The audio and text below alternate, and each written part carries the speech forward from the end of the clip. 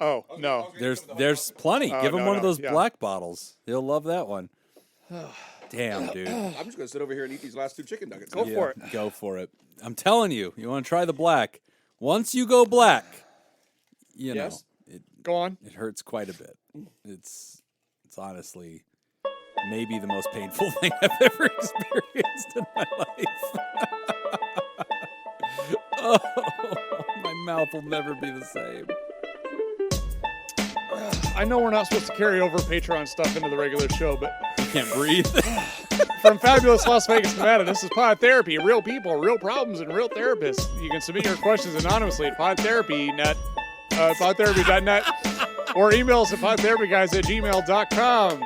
And now broadcasting from the churn, that guy is Dr. Jim Hotmouth Jobin. I'm Nick Tangeman. It's time for some Pod Therapy. Bro, I'm realizing what a bad idea this was. We have to talk for like an hour, and like, I'm in This agony. was definitely a post-show. Yeah, we should have done this at activity. the end. Like, everything hurts. Well, now that I'm thinking about it, we should have just done our trivia based off of this. And Oh if you yeah, get- that would have been. Oh if no. you get the answer wrong. Yeah. Oh yeah, you got to take the hit of the I mean, 12. we still could. No, I never want to touch those things again. So at the Patreon portion of the show, which we do pre-show, you can access it at patreon.com/therapy. This week you can hear about actually more bidet talk. And also we were gifted, what is it? Hot sauce roulette? It's purebred idiot right. hot sauce roulette. 12 levels of hot sauce. Spoiler alert, I got the worst one on the first roll and didn't know it was the worst one. And it was absolute horribleness. It is just half of my mouth is numb. I'm angry. I'm atheist now.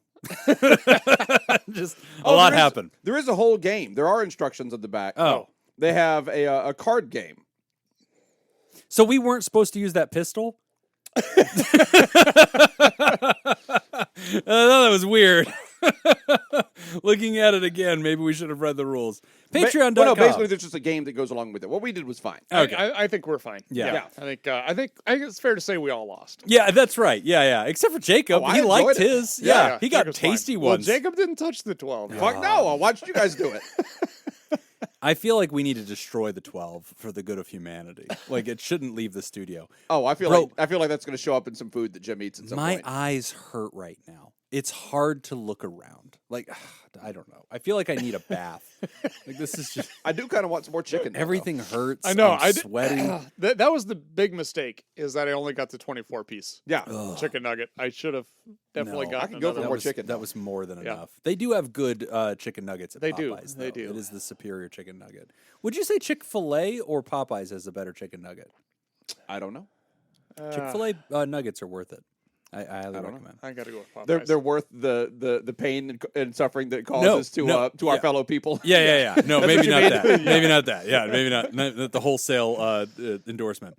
Patreon.com/therapy. You can check out the extra content. We do deep dives, which you can find in our archives up there on all sorts of interesting topics and lots of extra content. And we always add an extra bit to the show where you can enjoy more of a casual hang with the dudes. It's a good time. And don't forget, Jim is running for Best of Las Vegas. Go to Vote Since Jim. when? Since September 1. So It hasn't come up before. .net. Go to votejim.net every day, every device. You can vote with one click. All you do is show up there and click a little button. Just pick me and vote. So votejim.net I every could day, do every it right device. now. You could. Yeah. On every device. I'm not going to, And you but have I could. quite a few. You have like 5 devices over there. And yet he will not. No. Check it out. Votejim.net. But welcome I mean, to Pod he Therapy. would probably do it for another go at the 12. Yeah. Oh, yeah. If you. you take another hit of the Oh 12. yeah. It's take a hit of the no. 12. I'll go to it right now. No. He can do 5 votes right now. For if I For take a hit of another- the 12? Yeah. I do want those 5 votes. But I just want you to pour it on your tongue. No, oh, fuck you. No way. No. Oh, God. Even Well, thinking about it makes my eyes burn. I think the again. gold, the winner of the gold last would do year it. would have done it. Yeah. Yeah. Tillman's Oh, yeah. occupational Yeah, they therapy. would've done Oh, it. they're in the running I again. know, I saw yeah, that. son of a bitch. Wonderful. There are 30 groups now in this mental health contest, 2 of which are major hospitals and 3 of which are huge institutions of outpatient care. against and one me. of them And one of them is doesn't even me. No, one of them doesn't even do mental health. And one of them counseling. doesn't even do mental health, and they're the defending champion. So help Jim win. Go to votejim.net every day, every device, and help me get it done. All of September. We are excited for the show. We got some great questions coming into us today, and excited to lend our expertise and see if we can be helpful.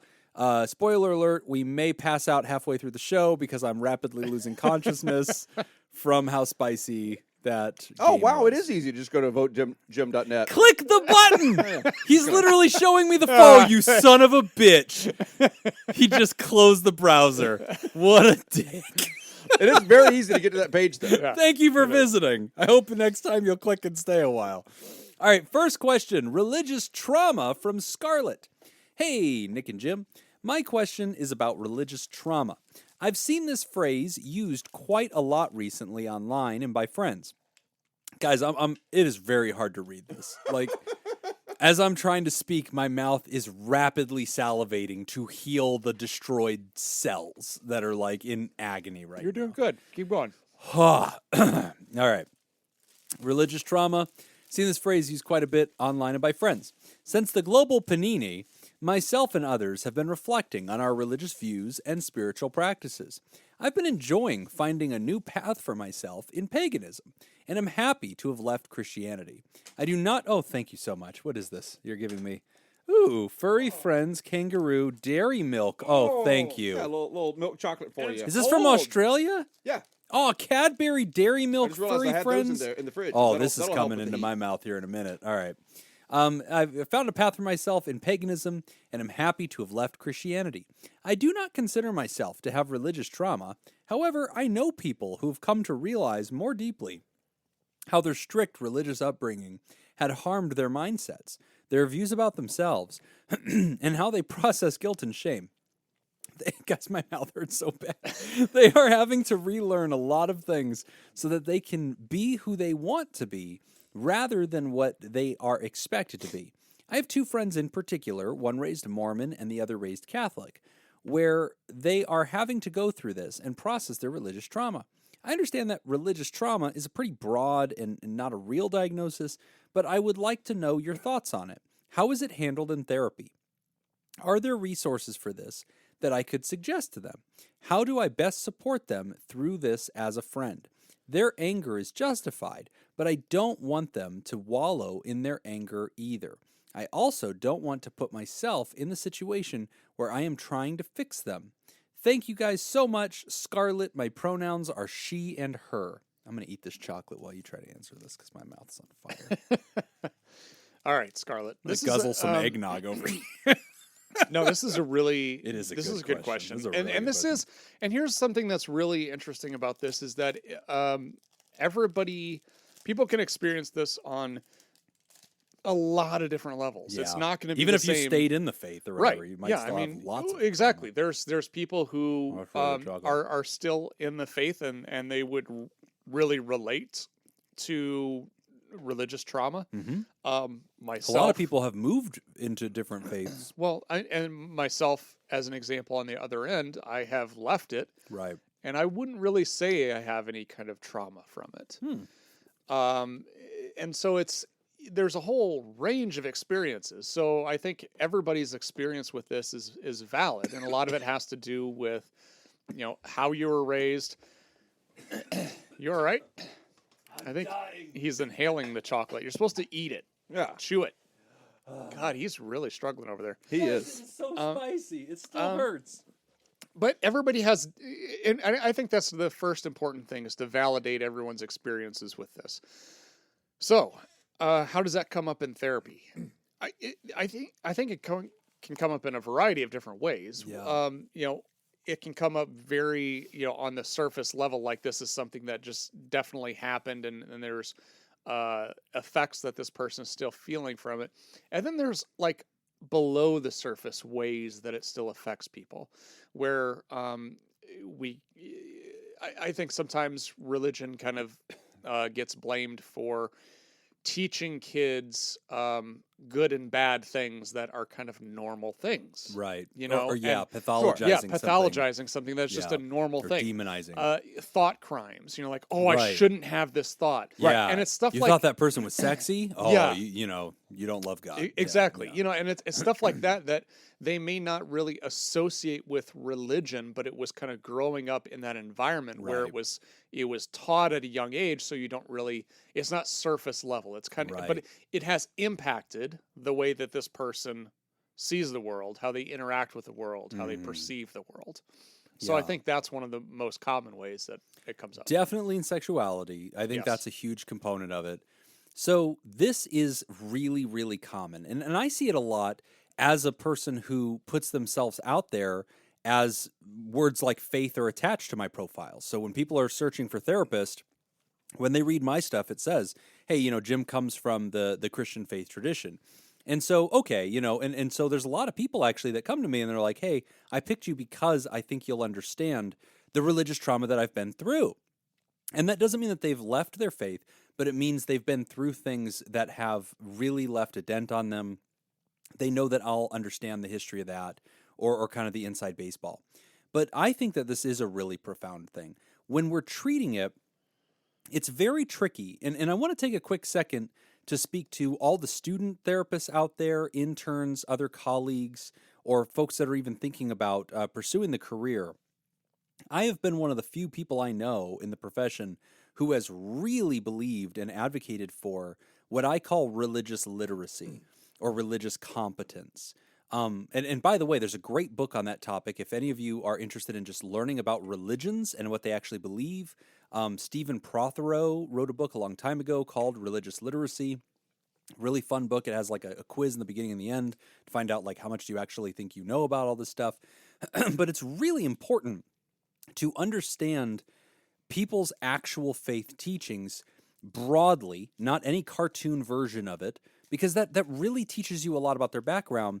But then if you can, also understanding the nuances inside of that faith group, right? So like if you're talking about Islam, knowing that there's at least 3 major denominations of Islam and having some basic understanding of the nations that they tend to live in and some of the basic tenets of their faith and how it's slightly different, or having an understanding of Buddhism versus Zen Buddhism, or understanding the various branches of Christianity, that Catholic Christianity is not Protestant Christianity, is not Eastern Orthodox Christianity, that Southern Baptists or Jerry Falwell is very different than another group.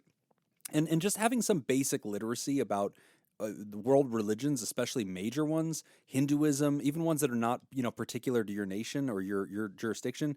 I just feel like it's really, really important. It's something that gets overlooked a lot. Not just for religious trauma, but for understanding, because we're taught as therapists to respect people's culture. And that's really important to our work. Like we talk about that all the time. Like, hey, in some cultures, you may want to advocate for this solution for that person, but you need to respect that they come from a culture where that is not a viable solution to them. And at some point, you need to question your own certainty that you're right about everything. I think part of culture is also religion. If you have a patient that says, look, I am Islamic, this is what our faith, our culture teaches, it's very ingrained in me, I'm not here as a therapist to ever ask anybody to question them, to question their religion or to question their culture. I need to carefully work with them. And what's tricky about treating religious trauma victims, you're very tempted to just immediately jump on the side of the patient and go, yeah, I have heard terrible things about that religious group, or I have heard awful things. But what you're failing to often know is that people are trauma bonded to their religion in much the same way that they're trauma bonded to an abuser. And so people that have been abused by their religious institution, whether that was their church kind of ostracizing them or giving them difficult theological teachings that became toxic to them or wounding them, or whether they actually experienced mental or physical abuse at the hands of parishioners or anything like that, they may still have a trauma bond with that institution. And that's very tricky to navigate, because you have to be careful not to just immediately start saying, yeah, those people are the devil and I've heard terrible things and blah, blah, blah, and I hate them and blah. You have to be really careful about that, because they need that space to breathe, to vent, to talk about their truth, and to carefully unwind what they believe they were taught at a young age. When I'm treating trauma from a religious perspective, I always default to Rogerian principles, offering the patient the safe space and the human mirror that allows them to examine themselves in as accurate a way as they can in a non-judgmental place, giving them permission to question things that they wouldn't dare, that they still struggle to question, or even to reveal to themselves. Even if they've abandoned that religion or they've walked away from it, they may still have principles and thinkings baked into who they are. And I tend to find a Carl Rogers kind of approach, again, which is about giving people sort of a human mirror to look through at themselves. They tend to make revelations that way, and that tends to, at least with that insight, start to bring some form of traumatic healing. Well, and one of your questions too, Scarlett, is how do I best support them as a friend? I think the way that you can support them as a friend is actually going to be very similar to what Jim was talking about with Rogerian, which obviously we're not expecting you to do any kind of therapy, but Right. I think number one, the thing that you could do is just be understanding of the situation. Right. And as you had said, you're not trying to fix them. You're really just there as a support. Right. And when you're talking about I don't want them to wallow in their anger either. Yeah, that makes sense. Although we have to understand that the anger may be the thing that they're presenting, but that's not necessarily the main emotion that they're feeling. You know, they could feel hurt, they could feel abandonment, they could feel resentment, they could feel all of these fear. They could feel all of these other feelings, but may feel comfortable expressing anger. And then so that's what they will express. Yeah. It's not necessarily your job to dig deep into other aspects. The therapist can do that. But, just do your best to be understanding and try to understand that the anger is what's in the surface. There's other things. There's hurt. There's a lot of pain. There's other things there that they're trying to express in some sort of a way. Yeah. And just being understanding of that. And if you want to learn how to talk to somebody who expresses to you that they've been through some painful stuff with religion, the best advice I can give you is this. Talk to them, but be curious. Be curious about their experience. Be an anthropologist about it. Sort of approach it like, hey, I've just met this human from this tribe that perhaps I've heard about, but I've never been a part of. And let me just ask them questions about what their lived experience was like. And, kind of in that interviewing style. And if you ask those questions from that outsider sort of perspective, it's really actually powerful for your friend because it allows them to sort of think about things in ways they haven't thought about it before and explain things, and it actually increases their insight. Where they tend, I had a patient who's a Jehovah's Witness, and they had a really bad experience with it. They felt it was a cult, and for them, they felt that they had escaped it. It was very important to them. But when one leaves the Jehovah's Witnesses, one is excommunicated by all of one's family and friends.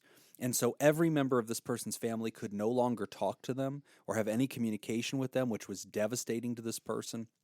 And when I don't talk to that person anymore either. You don't talk to them either, because you're not breaking the. I don't want to fuck with the JWs. J-dubs. Yeah, you're not messing with J. You don't break union lines. No, right? no. Yeah. I'm no scab. That's right.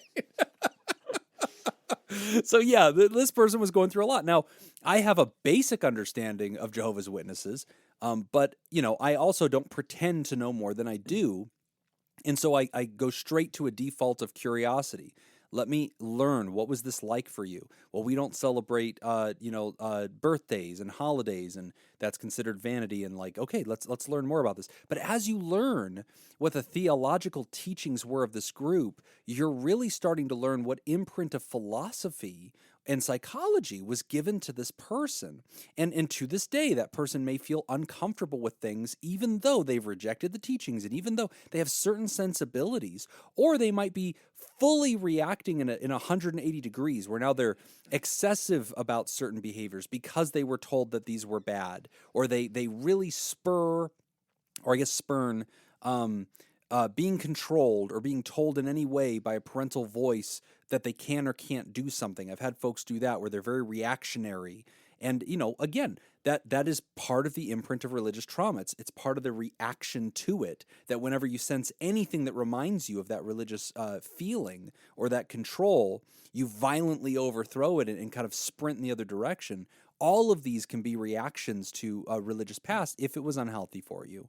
And so I generally tell people, default to curiosity, be interested in it, take an anthropologist view, don't assume you know things, and allow them to unpack with you what their experience was like, while also keeping in the back of your mind, just like whenever you talk to your friend during one of her breakups with her boyfriend, you can't talk too much trash about the boyfriend because deep down she still has some kind of connection to him.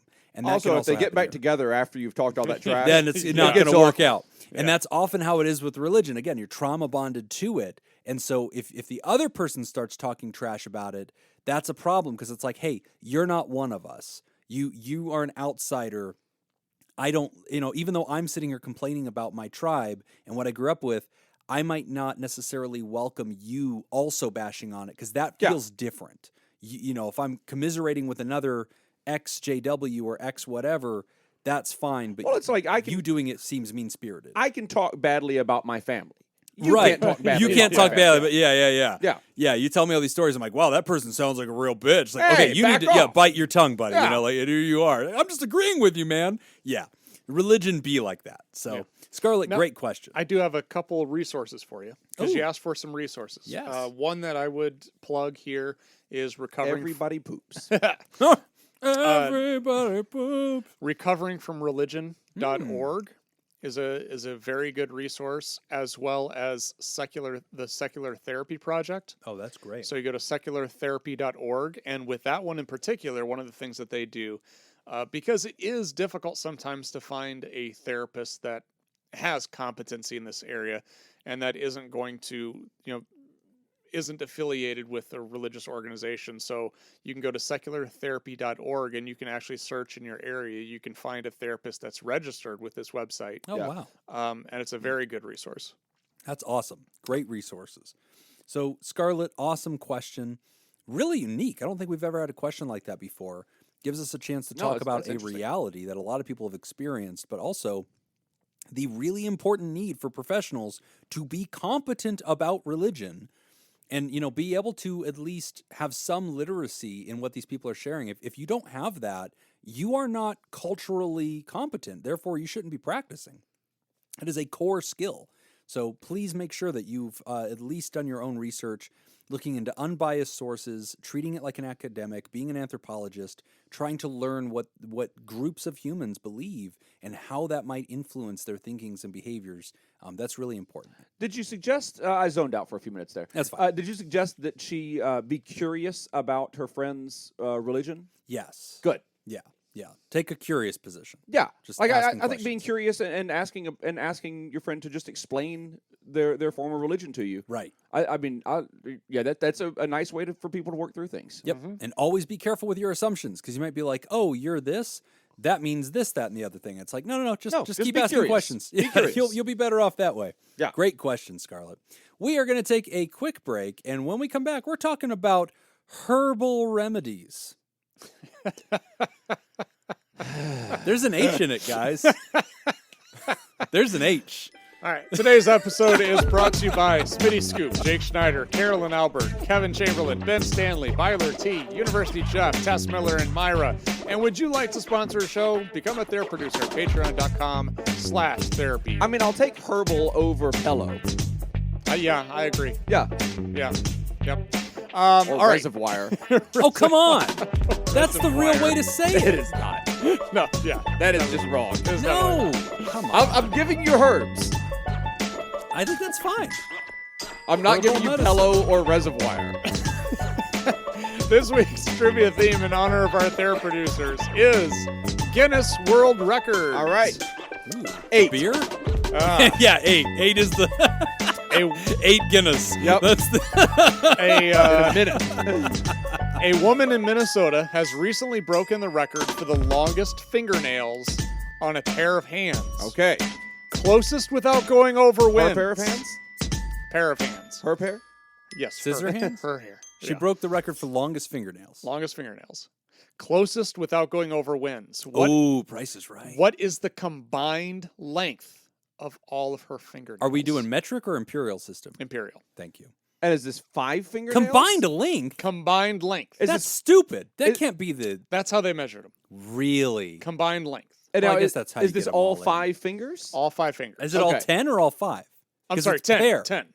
All right. Oh, wait. Are we measuring for one hand or for both hands? Both hands. So 10 fingers worth of fingernails combined Could an measurement for all of them. 11-fingered person just win this just with that bonus finger? I mean, or would they get put in a different category? I feel like that'd be in a different category. You're gonna have But to. what ask, if a 9-fingered person won, despite the deficit? Then they're in. That's just I Yeah, don't know, I think they're in. I don't know. This is why I didn't become a judge for Guinness. I just can't be ruling on this is stuff. I just these are the hard decisions. I'm officially in the book. In the Guinness that's book. right. Yeah, you are for Yeah, what you for did in the Texas. huge cotton candy sculpture That's crazy. with Ali Spagnola. Well, since you're officially Matt a Donnelly and I are Guinness both in there. world champion, what is your guess? Oh, I want to go last. Inches without going over. Do you know the answer, Nick? You think I would ask a question without knowing the answer? I would. No, but if you already seen it. Yeah. I've Okay. seen it. Okay. Yeah. So it's just me and Jim. Yeah. All right. I will Inches. guess. I mean, you got to assume they're curling, right? Yeah. So you got to assume every one Let of me those. tell you. Let me tell you right now. You're wrong already with just inches. All right. Yeah.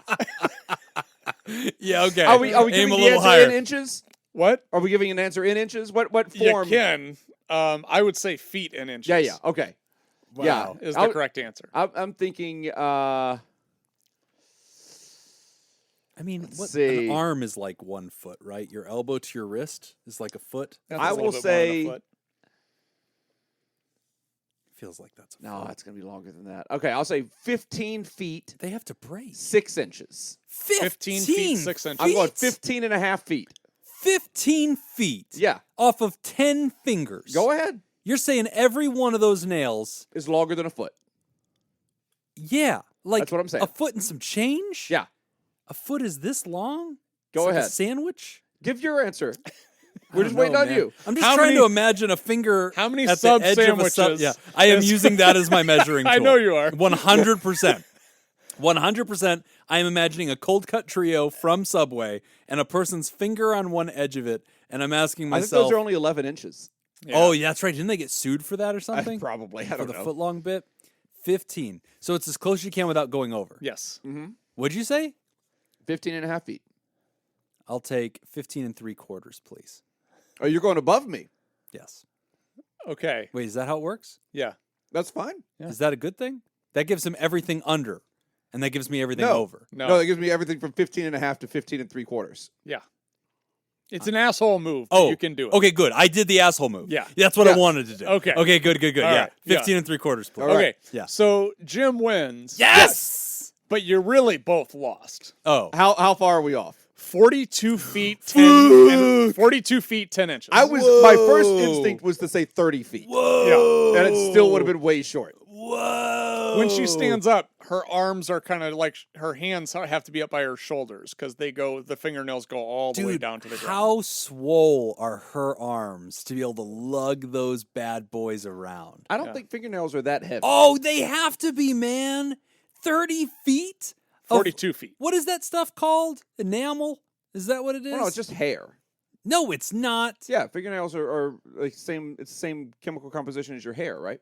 I think, don't know. Yeah, I think you're close. I think it's keratin. Is that it? That sounds right. That feels keratin, melanin. So it's just 42 pounds of carrots. Yeah, 42 feet of carrots. I think that's a all it lot, is. man. I don't think I could carry that. 30 feet. No, 42 feet 10 inches. Damn, man. So 21 feet of think I have- nails I think I on have a each picture here. hand. Yeah, I kind of do want to see a picture of this. I just want to know how you start doing that. Oh, So- wow. Oh my gosh. So it's actually a really Wow. tragic story. They're not even Wow. curly. Oh, they're they're no, just no, like they're straight straight. down to the terrifyingly ground. long. They're straight. So her daughter, her 16-year-old daughter, always did her nails, Oh. and she died one day in her sleep, So she never and did she them never again. cut her nails again. Yeah. Okay. And that's so she's going through some stuff. Yeah. Yeah. You know, oh no, I'm not judging her. Yeah, yeah. I'm impressed. I think that hopefully I've only communicated But one being thing that impressed. was kind of funny that I read was that like she can pick up like $1 off the floor, but like if she drops change, she's Oh. like it just stays. It's just there. That's there. yeah, that belongs to the street. We're done. Fingernails and toenails contain a tough protein called keratin, Oh, I was right. and they are actually a type of modified hair. Okay. All right. We were Yep. both right. Yep. Except only one of us was right in the game. which is this guy. Neither of us were right. Take in the my game. 1 point. Yeah, no, you get the point, but Nick is right. That's neither fine. of us. Yeah, neither of us we deserve were a so point. pathetically low Yeah. that it's not even okay. Herbal Remedies from Flavioli. Hello, it's Flavioli Ravioli. My question is, what do you guys know and think about ashwagandha? My therapist recommended it to me to reduce stress levels and improve focus. I've been taking it for a while and I think it works, kinda, but I'm not sure if it's a placebo effect, and the lack of thorough research makes me skeptical. Would love to know what your thoughts are on herbal remedies. Thank you. Love the show. Flavioli Ravioli. I believe it's pronounced herbal. Herbal. Because, like, if a dude says, "Hi, my name's Herb," you wouldn't start calling him Herb, right? Right, and that Though we dude, did know a guy that named dude, Herb. that dude is also not vegetation. So No. it's So, probably but when wouldn't it be is, fair. so to wait, say, do you believe it should be herbs, herbs and spices? yes, I mean, it feels right, yes. but it's like Not not only do okay. I feel it should be. Should H's be I think silent? it is. I Should think it just H's at is. the start of a word be silent? You should be. Oh. Damn. Ow! Ow! He just got up and strutted. He's locking his knees when he's walking away. Yo, face. All right, Jim, what do you think? Ashwagandha. Yeah. So I don't know a lot about it specifically, man. I looked it up whenever you sent in the question just to like familiarize myself a little bit with it. It seems like it's associated with like immune response and like helping people like, but that's the problem is that I really don't love a lot of the herbal remedies that you'll see because these things are advertising everything now. And this is kind of one of the big, I think, scandals in the mental health arena right now is a lot of companies claiming that their little blend of herbs and spices, their special, whatever root, this is going to fix your anxiety. This is going to fix your depression. This is going to help you relax. This is going to help you de-stress. And I really don't like it. I don't like it because it's generally unregulated. I don't like it because it's not subjected to clinical scrutiny. And I also don't like it because many of the things that these products are fucking with are at the potency level of pharmaceutical medicines, but they are not regulated. Like St. John's wort, for example. This is one that a lot of people do feel more comfortable with. It actually does have a little bit of a history and research. So like of the pantheon of things, I'm a little bit more comfortable with it. But like it is a potent thing. It's as potent as a medicine. And there is no restriction. It's over the counter. Just go grab one. And there's no limit to the things that I see now online that, there's like Calm Aid and Relax Bees and like all this crap that you're supposed to ingest. And these things have powerful components to them that honestly, we don't have the research to know what they do. You're just taking it on the brand's pledge of allegiance and faith and like reviews on a website. And when it comes to treating mental health, I want to stick to science. We need to use real medicine dispensed by real pharmacies, or at least things where we have a lot more understanding. There are some herbs that we do have some basic understanding, like melatonin, for instance. You might say, okay, I'm having sleep troubles, Jim. Would you recommend I try melatonin? And if I hear you ask that, I'll say, yeah, okay, that seems quite generic to me. That doesn't seem very scary. But I don't know. You start looking into these aisles, and a lot of it starts to get really iffy. You mentioned, I think, in your letter that your therapist was the one that recommended ashwagandha. That's fine. Like, I don't think that's anything terrible. I'll tell you that for Jim, I am really, really, really careful about recommending anything because it's out of scope. Like, I shouldn't be offering or recommending any kind of medicine or medicine supplement. But again, I mean, I guess these things are unregulated, so anybody can recommend them. But in my professional role, I don't feel comfortable making that recommendation because it adds authority behind something that I am not scoped to do. I think your pharmacist should do that, or you're a psychiatrist. I'm always a little skeptical of these things, especially if you're going to take them regularly. Yeah. Because, like, shit builds up over time. Right. And there are a lot of medications. You put somebody on certain medications, and you don't start seeing any effects from those medications for months. Right. Until after and you're after taking it's them built up religiously. a certain amount. Yeah. And so that I just don't know.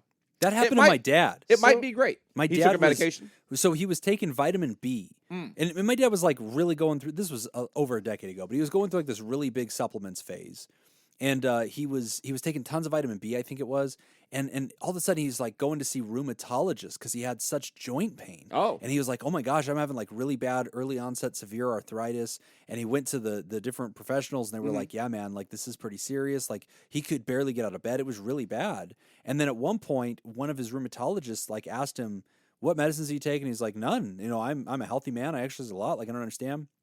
But then asked the right questions, like, do you take any supplements? And I was like, oh yeah, I take, these things. And then he's like, what's the milligrams on that? And he told him, he's like, oh my God. Like, yeah, that has settled into your joints. And that's what this is. And so he DC'd it, and that was it. And he was completely fine. Which is why you should always, whenever your doctor or anyone else asks you Let them know. what kind of drugs you're on. Right. You don't think to include those. all of that. Yeah, unless it's a multivitamin. Even Even if it's multivitamin, include tell it. them. I'd include that Tell too. them everything. Just include, like, if you're doing a 1-a-day thing, like, Yeah. just say, like, yeah, I do, a 1-a-day, I do, some vitamin D, I do, whatever. Let them know. Yeah. I take 2 Advil every morning. Oh, especially that. Always Yeah. let my doctors know like what kind of supplements I'm taking. Like Yeah. sports Now supplements. and stuff like you that. are a lot more lenient on this than I am, but I think it's because you know a lot more about it. I'm also gonna just Dr. Oz this thing and say Yeah. it will help you lose weight. Oh, there you go. Yeah. That's the Also, you Pod should run Therapy for seal Senate of approval in states you don't live in. Also, if you want to see Paul Mattingly hot and bothered, Yeah. bring up Dr. Oz. Yeah. Yeah. Hanging out at the bar, he just went off. Oh, yeah. I was like bent over, buckled No, laughing. so here's the thing. I'm not gonna say I'm not gonna say yes, you should do this. I think you should talk to your doctor. Yeah, That's what you always should do. Default to that. Talk to your doctor. The only thing I will push back a little bit on with Jim is that it has been researched. Okay. So there is some stuff in here. I'm finding an article from the Indian Journal of Psychological Medicine. And this was back in like 2012. So they were looking at its effects on reducing stress and anxiety. Results: the treatment group that was given high concentration full spectrum ashwagandha root extract exhibited a significant reduction in scores on all stress assessment scales on day 60 relative to the placebo group. The serum cortisol levels were substantially reduced, blah, blah, blah, relative to the placebo group. So it sounds like there is some research out there. People are looking into it. Yeah. But I'm not going to, it's been published. I'm not going to say that there isn't We're not going to say anything. zeros. But yeah. Talk to your doctor. I want to bring up, you just brought up a good point that, Okay. that just reminded me of something else that actually is worth talking about. So I've had patients in the past that here we are, we're trying to deal with their stuff, and then I'll send them to a doctor and they'll consult with the doctor and they'll come back and say, well, that doctor doesn't know what he's talking about or whatever. And I'll be like, okay, tell me about what you were frustrated with. Like, let's talk through it. And they'll be like, well, that doctor doesn't even know about insert random thing.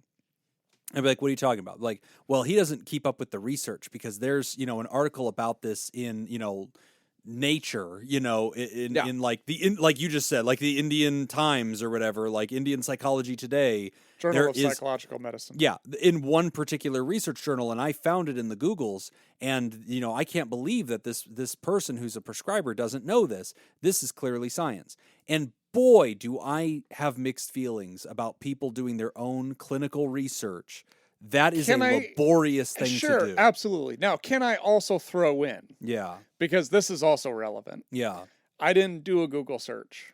Well, no, and I'm not criticizing you. No. I'm saying for the listeners need to know. Oh, yeah, how you found it. Yeah. I didn't just Google this. I have access to this because I work for a university. Yeah, which is fine, but at the end of the day, we going through research and parsing published, peer criticized research journals. That was something in our master's programs that we actually had to study how to do because they taught us you need to doubt the very research that has been published and peer reviewed. Right. You are now the peers who get to review it. And just because it's being put out there does not mean that it's the final authority. In fact, many things are reversed, or there's holes punched in them, or future research completely debunks it, or what they thought they were getting, they just didn't get when they replicated it. So we had to go to school specifically to learn to distrust the research. However you access it, boy, do I want you to go ahead and default to your provider. Let that person tell you what to do. I generally think it's going to be the right answer. I'm assuming that you did not learn how to doubt what other people said at Liberty University. No. We were taught to just accept. different yeah, university. Very different situation. Yeah. We were taught to just accept everything wholesale. Right. Yeah. When they say, hey, this holy water will cure what ails you, right. you pay double for that. That's right. That's exciting. The snake oil is good for you. Yeah. But yeah, be very careful with all these new miracle cures. I had a patient, I think about a year and a half ago, came to me, was having some pretty bad panic. And so, we were just getting started, and this individual had tried one of these Amazon.com things, and, this item had like 5,000 positive reviews or whatever. Well, she tried it, and she had a terrible reaction. Now, I don't know what caused that. I mean, I looked at the ingredients. I'm not a pharmacist. I'm not a chemist. That is outside of my scope. But for her, she had an absolutely horrible experience. And she was trying to dodge medicine. She was like, the medicines, if you get on WebMD and you Google deep enough, or you go into Reddit deep enough, like you find out that somebody had a bad day on Prozac, or, whatever it is, or didn't like hydroxyzine, or didn't like Xanax. And they trust those anecdotal stories more than the entire weight of the FDA and global medical science. And so it's difficult, because then we start to get these pipe dream remedies that you can find in your GNC or at your Walgreens or on the internet from Asia or something like that. And then we just start trying that. And the amount of faith that you have to do that, and the amount of times I have seen it not work. And that's the problem, is that medicines have to work in replication. That doesn't mean that they're perfect. It doesn't mean anything's flawless. But there's a reason why that chemistry was put together and put forward. They have some results. And so even if you do find a random article, it's like, ashwagandha has been seen to lower cortisol levels and make you, okay, great. Again, if it could keep doing that to the point that it could be replicated so regularly, it would just go ahead and be a medicine that was prescribed. Your psychiatrist, your doctor, they are not just in the business of getting you the stuff in the orange bottles. And everybody knows this. If you go talk to your GP, they're always like, I think you should change your diet with this, and I think you should try that. And many doctors will be like, I think you should try melatonin. Or I've had psychiatrists that have said, I think you should go ahead and use St. John's wort for this. I don't want to start you on this other medicine. I want you to start an herbal remedy. They are happy to prescribe them. Or they'll tell you, I want you to increase your vitamin D. I want you to increase your vitamin B. And they know you're going to get that over the counter. So it's not like these guys are like part of some giant cabal that's like, helping the orange bottle people get paid. Like, I realize it's had its problems. The health industry is, among many. But like, at the end of the day, if ashwagandha or anything else is going to be extremely helpful, your pharmaceutical provider will evaluate it and recommend it. Yeah. I wouldn't want people to take my medical advice on medicines. So when you say your therapist recommended, I think, okay, maybe your therapist knows more than me on this, but I like us to stay in our lane. Everything that I'm reading so far in here just looks like it's... But again, we shouldn't be evaluating it on the fly. This is why a psychiatrist whose liabilities are... Okay, I don't need to finish a sentence. I don't want you to... But that's dangerous. I'm just... If you read something how do you online, know you weren't... I didn't finish the sentence. Go ahead. No, it's cool. I'm protecting you. If you start reading something that says, it works, according to India... I wasn't going to say it works. Okay. I was going to say that this one, for example, says that, however, the vague understanding of the mechanistic pathways involved still warrant further study. Okay. Yes, that's you okay with that, Jim? That's fine. Jim's okay with that? All right. But, wouldn't be hard to click a few more pages and find somebody else that says, hey, we just found some really great data on this. Yeah, of course. But I didn't do that. I know. No, but that's my general disclaimer to the audience. But it would be hard to do that. It is not hard to find white papers with black text and have a whole bunch of names on it, doctors so-and-so and such, even from reputable organizations that claim certain things. It is an exhaustive thing to get science right with biochemistry. So just always be super careful with it. I generally am distrustful of all of it. And I don't love therapists giving out that information. If you are a student or intern or colleague out there, you are going to be asked pharmaceutical questions. You do have a responsibility to at least take like Psychopharmacology 101, which is usually not offered at the master's level. So you may have to go find that book, read it cover to cover, attend some so a great way if you're out there and you practice therapy, you're not going to receive a lot of advanced training in psychopharmacology. If you go into a doctoral program, you will. But if you don't, I encourage you to look up CMEs, continual medical education in your area, because you can always just attend those, and then look up psychopharmacology workshops that the psychiatrists are going to, or the APRNs. Attend one, and definitely get a book on that, because we are the front line of information and education for a lot of psychopharmaceuticals. However, you have to balance that on a razor's edge. And we've heard us talk about it on the show. I've talked about SSRIs. I've educated the public about what a lot of these things are, but we're also really careful not to just recommend them. And just because something is non-regulated, I remember there was a psychologist here in Las Vegas who we both knew, and I generally liked this person and thought pretty highly of them until I discovered that they were making their own little bundle of herbs that they claimed was an anxiety cure, and they were selling that by the jar. And I was just like, dude, I don't know if that's illegal. It should be. Like, for a clinical professional who's licensed, who has a real scope. Like, if Jacob does it, I don't care. Like, whatever. If he goes to GNC, he takes things off the shelf, he puts them together in a, grinder, and he makes something new, and then he says, hey, drink Jacob's anxiety juice. Okay, cool. Like, whatever. I just call it Jacob juice. Jacob juice, that's fine. But if I do it and I claim it's a treatment, it's an anxiety cure, we have a problem. Juice.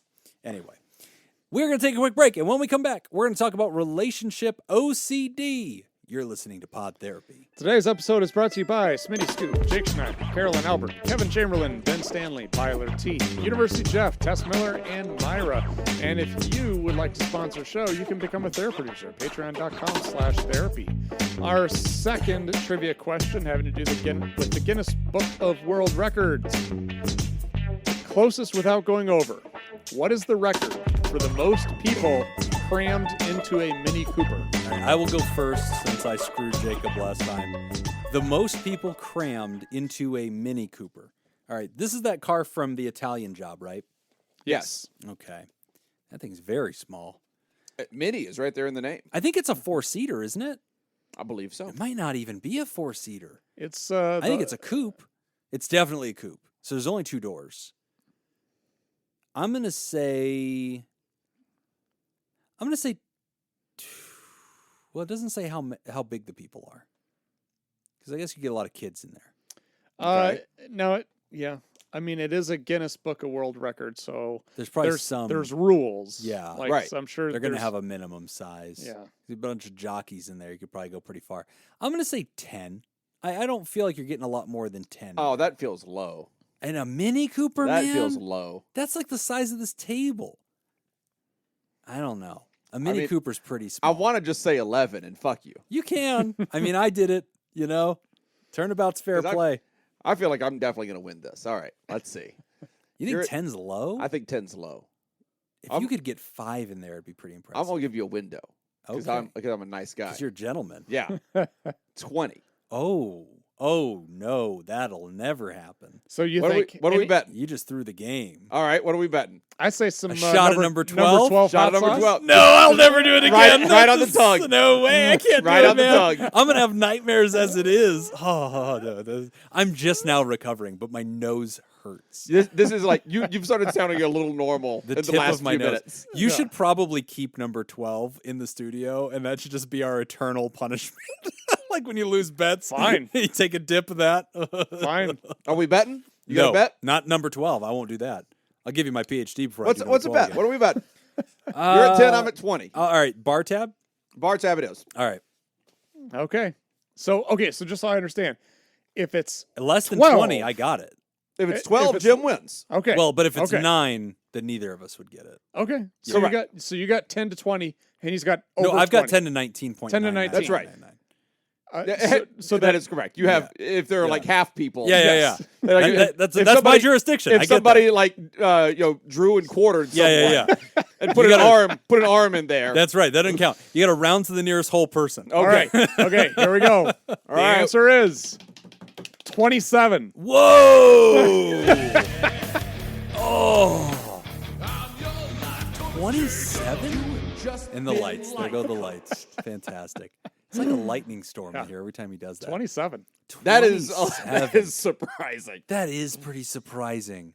Do you So think they I'll took tell the you seats out? one of the scariest things that has ever happened to me. Was it in a Mini Cooper? It I'm was betting they took the seats out. I think you had to take the seats out.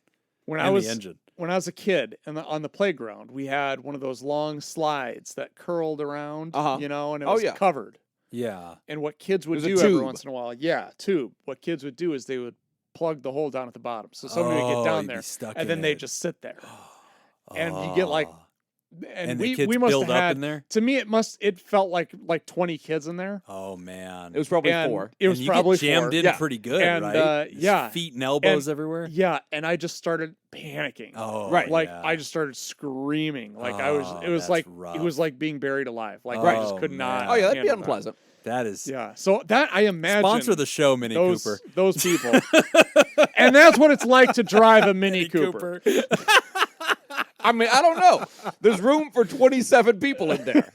20. I mean, that's an ad. You should run that ad. If Yeah. I'm Mini Cooper, that's the ad I'm running. I'm showing footage. Surprisingly big. Yes. How many people do you think got in here? Like, I'm watching that ad to the very end. Right. And when you reveal it's 27, I'm going, huh. That But, thing is like, bigger than I thought it was. I All right, do- I'll buy one. Yeah. Like, are they all adults? Are they I know. We need more are information. they contortionists? Are they circus clowns? Yeah. So this is what pisses me off with their website, they Guinness don't Book. reveal this? No, like some of them they do. Like there's some world records, like the lady with the fingernails. Yeah. They had a YouTube video. They had a whole bunch of stuff. Like Yeah. they had a whole article on her. Yeah. This one, it's just said, 27 people. I need to know. It was done by this person, this date, No. and there's no details. Well, okay, the one that you were part of, Jacob, that had nothing. It had to do with how many people were involved, didn't it?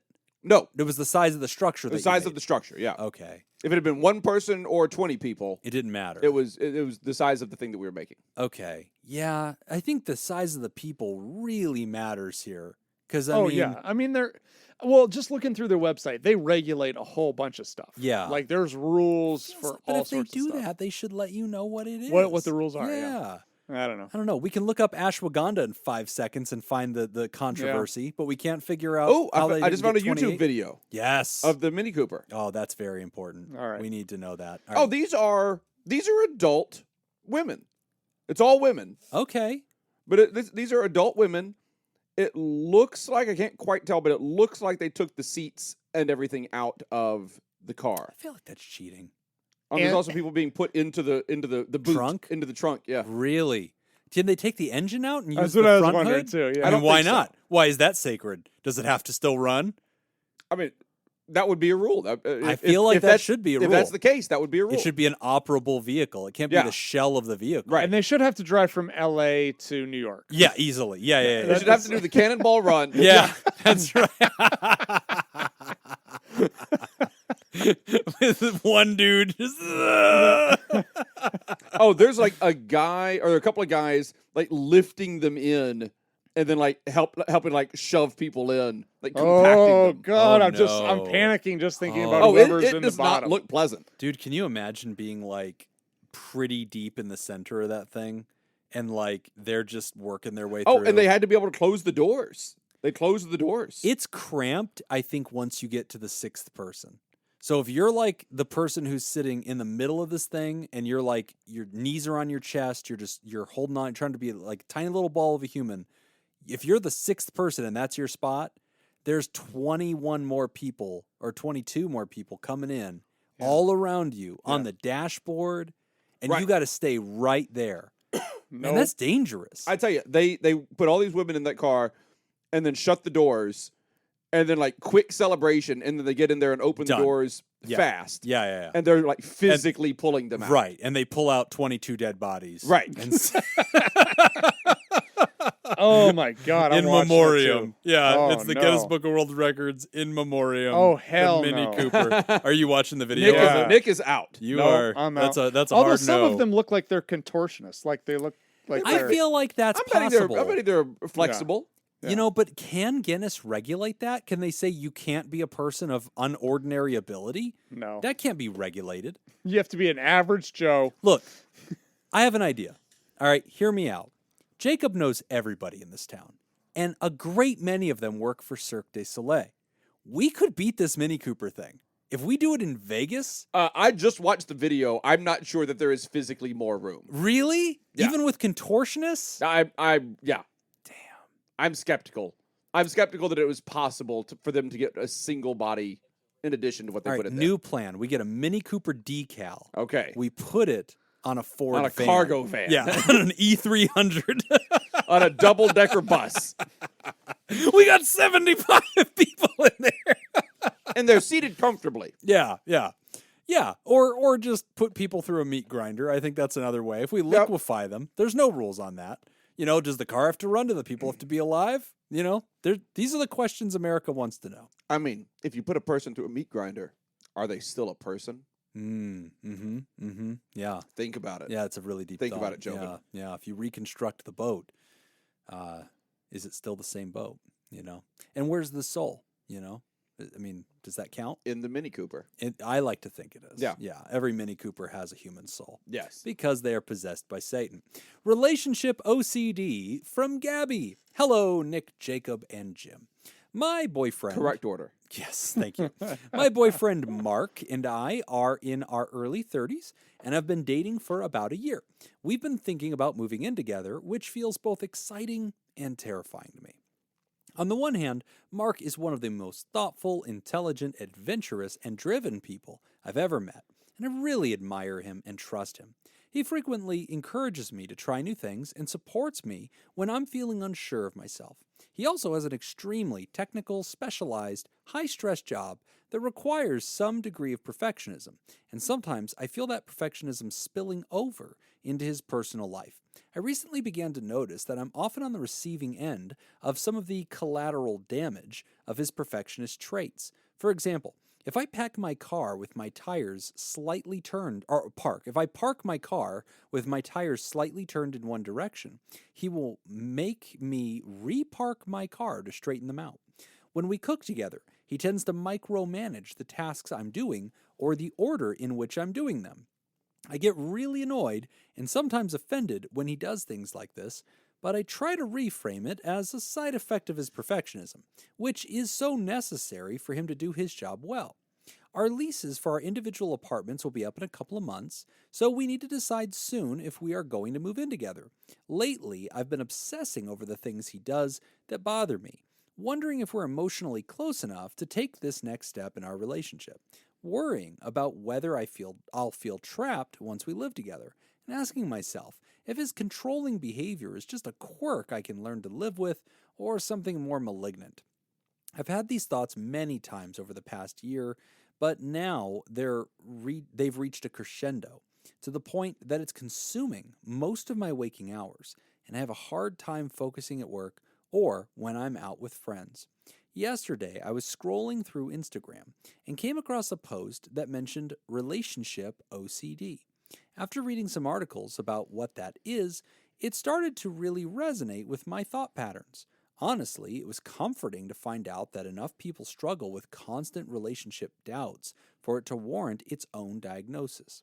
I started to feel some relief and some hope that my all-consuming drive to test the validity of our relationship in my head might start to subside. But I'm still not sure how to parse out normal relationship doubts with real relationship issues. I grew up with narcissistic parents, which has made it difficult to identify my true feelings and desires. And unfortunately, I found myself in a physically abusive relationship about 6 years ago. These experiences have made it difficult for me to trust my feelings and intuition.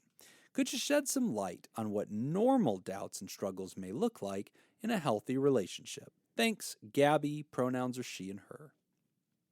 All right. That's a really good one. So, first and foremost, I want to be careful not to pathologize what you're going through, because to me, I don't know, the relationship OCD thing. There's OCD. That is a Right. diagnosis. There's Right. no relationship OCD diagnosis in the DSM. So it's a term that I think people are using now to describe that. But I don't, to me, there's nothing in here that seems like this is abnormal. I mean, this is a stressful time. You're thinking about moving in with somebody, and there's already stuff that you're kind of concerned about as far as the relationship goes. It's a period of high stress. I think this is normal that you're going to start kind of questioning some of these things, especially. And here's something that I thought of too while looking through this is kind of the word trapped, like feeling trapped in the relationship. And I kind of got like as I was listening to Jim read this, I was thinking about like, are you ever really trapped into a relationship? And does that idea of being concerned about being trapped in a relationship, is it helpful, or does that just end up causing more anxiety? Right? Because you feel like if I take these steps and then I go into this relationship, we move in together and now I'm trapped. I can't possibly leave. Well, I think that's kind of a thought process that a lot of people get into that's not really accurate. You can still get out, you know. But I kind of started thinking about like domestic violence and situations like that where there's a stronger argument for kind of that entrapment in those types of situations. And then to come to find out later that you said that you've already been in one of those relationships. Right. Right. So that kind of makes sense to me how that kind of came about. But yeah, I don't know. I guess that's my thought on that. I You mean, can certainly feel trapped. absolutely. Yeah. Yeah, absolutely. You know, but I do want you to understand that if you do get into this and you move in together and things don't work out, you know, you can get out of that situation. It's not going to be easy. That's the thing. Mm. Like, it's going to be harder to get out of it than it would be if you never got into the first place. But I don't want anybody to ever feel like, well, I'm already here, so I'm just going to have to learn to deal with these things, or I just have to accept these things. The other thing, too, is I want to make sure that you're not putting all of this on you, as in, like, this is all my problem. Yeah. I'm struggling with these things that he does. I need to figure out how I can better deal with this. Yeah, maybe that may be true to some small extent, but he also has to be able to work with you. Right. Yeah. And What's his name? Steve? Let's call him Steve. I like Steve. Yeah, I've never Steve's liked okay. Steve. I think it was Yeah, Mark. Steve's- Yeah, but Steve is Steve an Mark. asshole. Yeah. Nobody Liked Steve. Mark's fine. Yeah, Steve's nice. Boy, is he Tell you better than what. Steve. If his name is Steve, Yeah. don't move in with him. Yeah. If his name is Mark, Yeah. go right ahead. Yeah. That's always been a good You know rule. what? He Yeah. just shoots them into the sky. And That's you know it. what? Sometimes they hit. You never know what's coming down. That's it. This is a good question. And so to speak a little bit more about relationship OCD, so let's be careful about it, right? Because you've heard Nick and I talk about the importance of diagnostics and getting it right, because there is a habit right now in popular culture that anything relatable suddenly gets something that sounds like a clinical name, and then we start using it. It is possible to have obsessive and compulsive disorder and have the content of those two items be relationship based. And so in that sense, when you do read textbooks on OCD or treatment books on OCD, it is common that we will break it into themes or categories. In that sense, there is definitely a chapter in my OCD manual that says relationship OCD. And so it does talk about that. But that, to be clear, that is not a clinical diagnosis. It is a subtype, a genre. It's a theme. And so let's break down again what OCD is, and let's talk about what the relational version of that probably looks like. Obsessive and compulsive disorder is whenever a person has a repetitive, sticky, irritating thought that they are incapable of making go away. They cannot extinguish this intrusive, sticky thought unless they behave, which is the compulsive part. So the obsessive part is the thinking thing. And the compulsive part, they compulsively behave to extinguish the thought. So most people think of OCD and they think of the person who thinks their hands are dirty, right? And they say, oh my gosh, I don't feel clean. What if my hands are dirty and now this idea is festering and it's itchy and they can't let it go? And they go, screw it, I'm going to go wash my hands, right? And so if that becomes problematic in their life and reaches a clinically significant amount of distress, then I'm going to diagnose and say, oh, it looks like this person is dealing with an episode of OCD. They're obsessively thinking a thought and then compulsively behaving a behavior in order to extinguish the thought, and this is causing a clinically significant amount of distress. I have had patients who have had the relational version of this.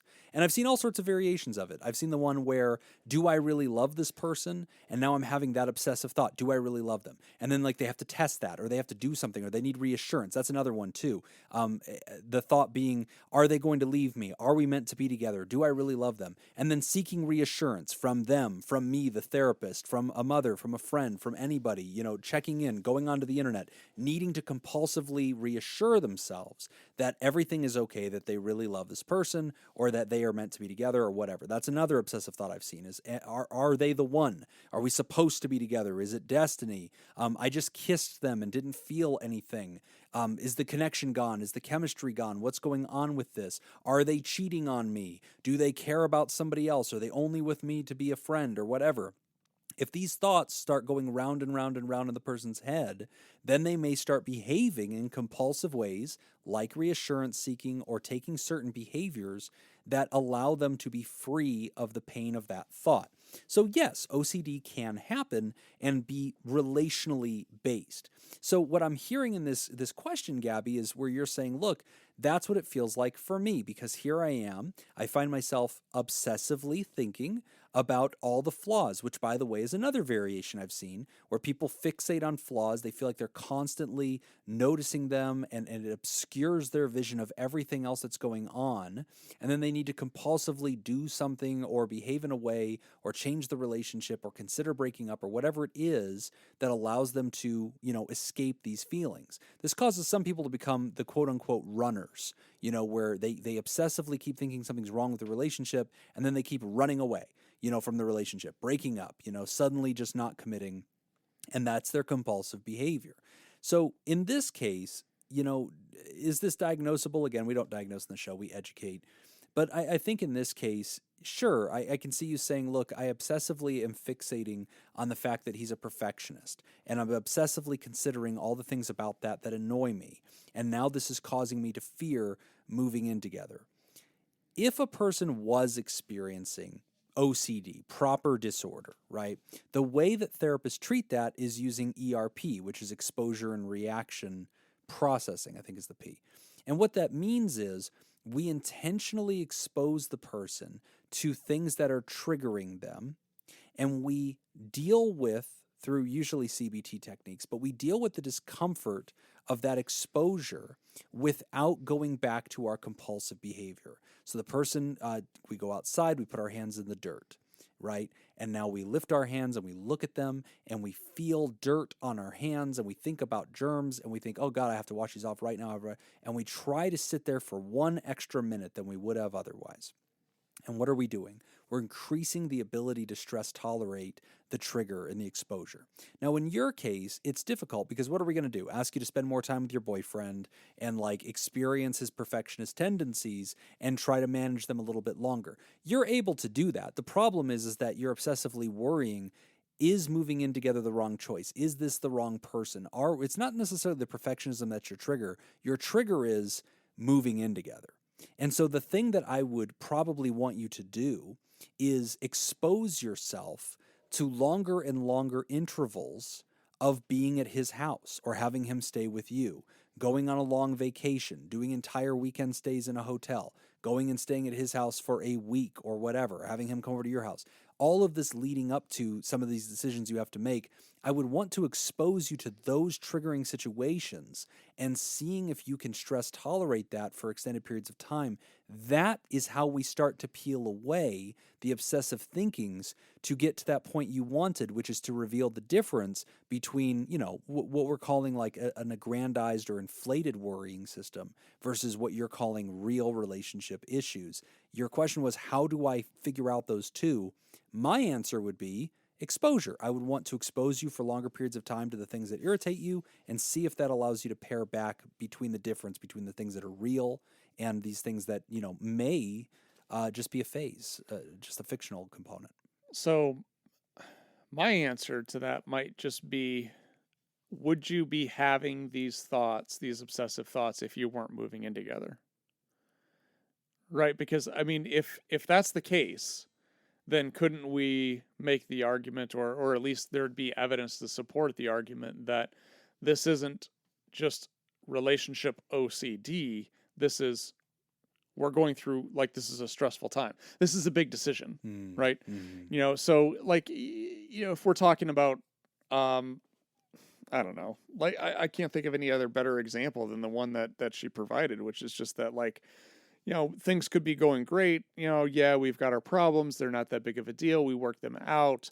Now we're talking about moving in together. Right. So now it's like, oh, okay, now these are going to become a little bit more of a deal because I don't have any kind of escape. I don't have my own house that I can go to.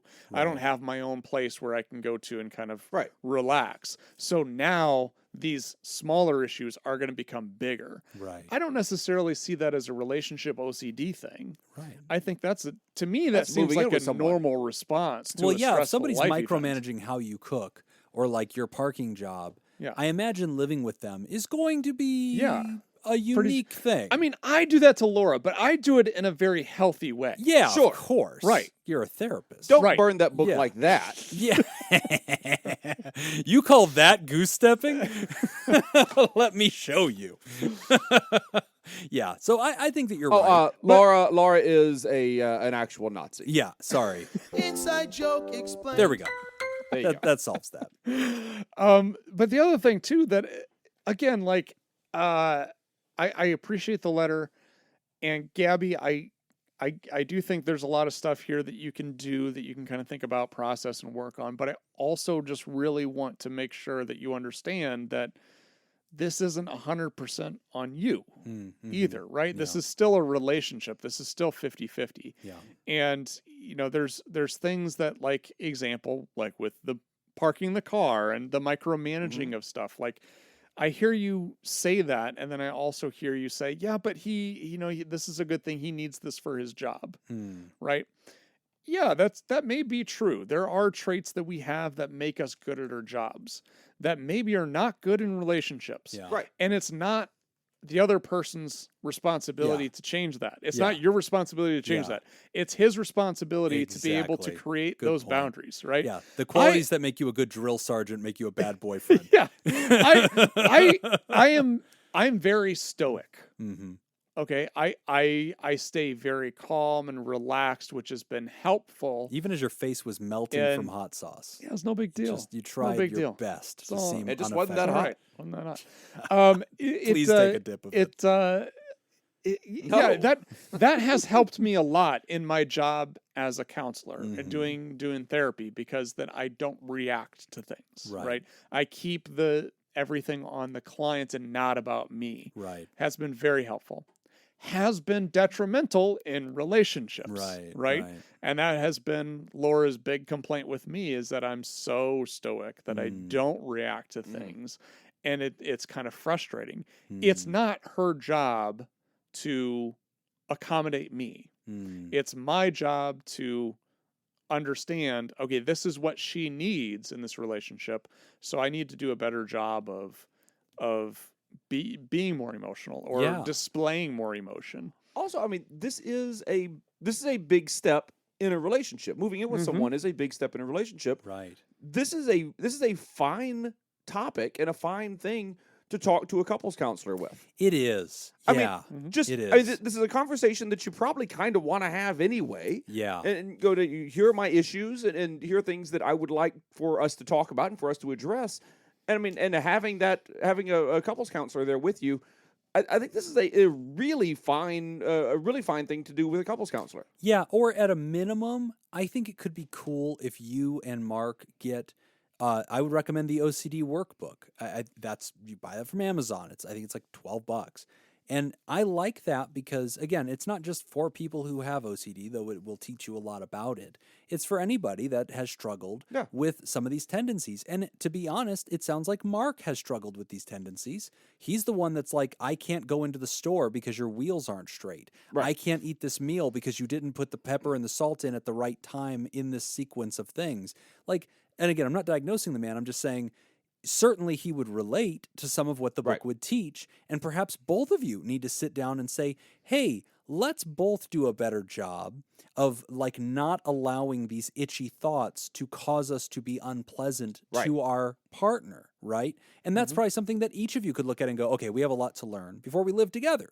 Because if we do this, if we impose our compulsive behaviors on our own obsessive thoughts, we're going to harm the relationship. And obviously, Mark cares about you too. And I think the way you present it, Gabby, is you just say, I have concerns.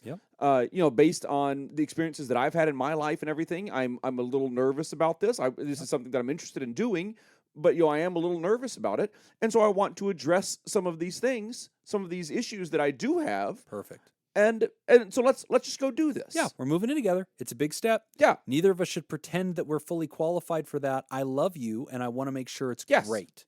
Let's just get ready for it. Let's give ourselves the best chance. The same trait that is cute and quirky in small doses is toxic and frustrating in large doses. Yeah. That's absolutely the case, and that's how all couples are when they try to move in together.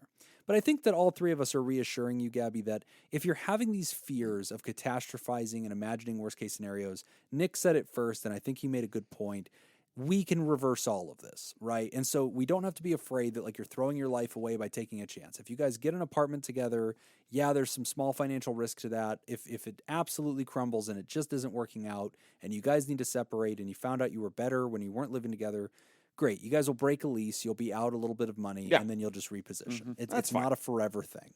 So it's okay. This is the stuff of life. You take these little risks. They're worth doing. They're calculated. You have somebody you care deeply about, you can really see yourself with. You're ready for the next step in the relationship, and you experience the growing pains of trying to navigate that. Very healthy. And there's a lot of room here to explore.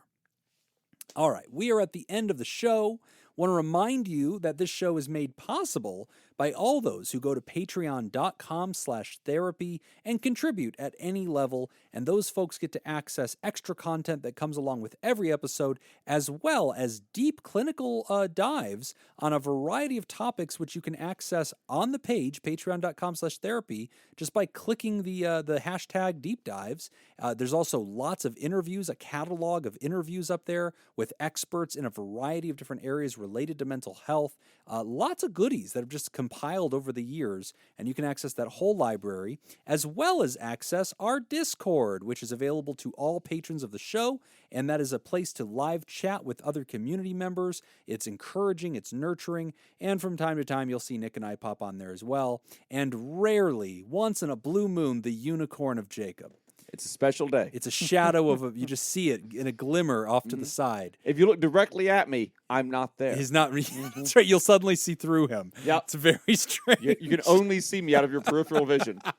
Jacob, and this is a fact. This is looking through a prism. This is 100% true. Jacob has been on our Discord maybe 1 or 2 times more than Leonard Nimoy. Yeah, that's true. Only a handful Leonard of Nimoy, times. who has been dead now, for a while. Yes. Since I believe since before Discord was around. Yeah. Yes. Jacob has only. I'd say 1 or 2 more times than him is really accurate. Yeah, that is it is. almost Only 1 or 2 precisely times. accurate. Yeah. So a very rare glimpse at him. Patreon.com/therapy to support the show. And as of this recording, we have some new folks to welcome to the party. Who's joined us, Nick? We got a new therapod. All we right. got Ken Tinsley. Thank you. I believe it's Tinsley. I believe that's I exactly believe what it's I said. Ken I think you said Tinsley. Herbs. You said Ken Tinsley. Ken Tinsley. Tinsley. Tinsley. You two are saying the same thing. Oh, no, we are not. Sounds to me It's as Tin, Tinsley. I believe Nick is saying 10. Also, Mr. Pello, I really have no leg to stand on. Yeah. E's and I's. Today's the day I'm It's a orthodox weird hill to about it. die on. It's a weird hill to die on. We want to thank our bosses, the mysterious and shrouded Illuminati members of the fan club, the Thera producers. Thank you, Smitty Scoop, Jake Schneider, Robert Brownie Jr. Mint, Kayla Lansbury, Judy Schneider, Nathan's Hot Dog Scoop, King of Student Loan Debt, Dr. Ben Don, Crazy Banana Scoop, Mason Miller, Carolyn Albert, Leon Kassab, Kevin Chamberlain, Malia, Richard Macy, Cindy Ash, Newstick, Dirty B, Ben Stanley, Sammy Scoop. Sammy Scoop, the one that sent us the hot sauce? Sure is. Good job, Sammy Scoop. I really liked Sammy Scoop, but I think she's dead to me now. I encourage Sarah everyone Smith. to send their favorite hot sauce. No. I think I know Sarah Smith. No. Sarah Smith, Adam Hathaway, Byler T, University Jeff, Tess Miller, Paris, Myra, Lib, Darren Cunningham, Samantha Cohn, Thunder, and Thunder, Cougar, Falcon, Scoop.